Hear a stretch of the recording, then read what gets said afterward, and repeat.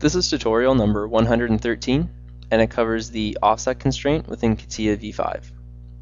To start off, open up tutorial part number 113, which is located on the DVD. Now the offset constraint is found in the toolbar here, and what this is going to do is we're able to offset one surface to another a certain distance. So to do this, what I've done is I've set up some of our previous tutorial parts, and what we're going to do is we're going to change the offset distances all the way around. Right now they're all set at 100 millimeters away from this face to this face all the way around. So what we're going to do is we're going to change these dimensions. So let's click offset constraint. We'll click this face here, and it's 100 just like I said. So let's change it to 200. Click OK, click update, and now we have 200.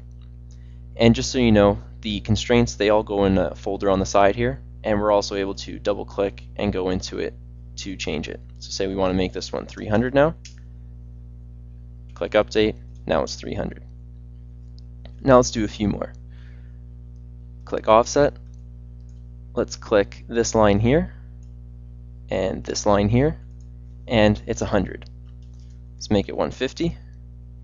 Click OK, click update, and it pushes it 150. So now it's not just faces, you're also able to do edges such as that. So now let's do these two guys here.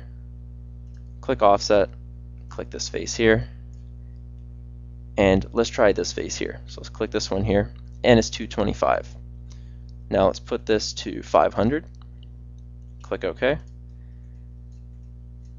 And let's make another offset constraint. So click offset, and let's offset this face to this face. And it's 400 right now, and let's make it 600. Click OK, click update, and now we've pushed those two back. So when you're doing this, it can be either from a surface to a surface, a line to a line. You can even do point to point if you want to. And so what we did in the first view, I did this face here to this face here, then we did edge to edge, and then you can throw it around and do different faces to pull it out too. So I used this face here to this face here, and then I also used this face here to this face here.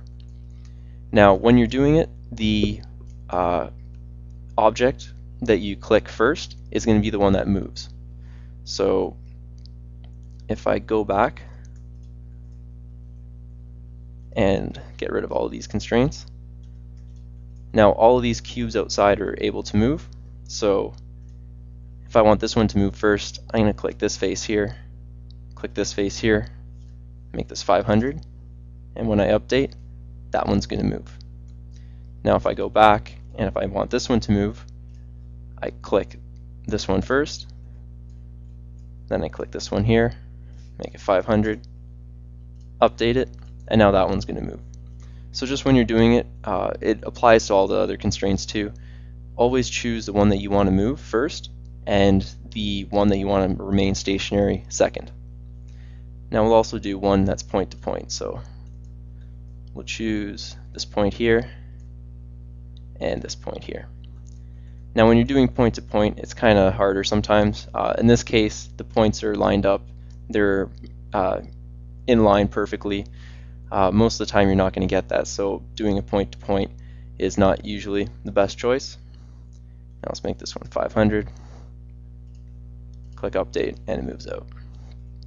So with the offset constraint, we're able to offset certain parts a certain distance away from each other. And this concludes our tutorial on the offset constraint within Catia V5.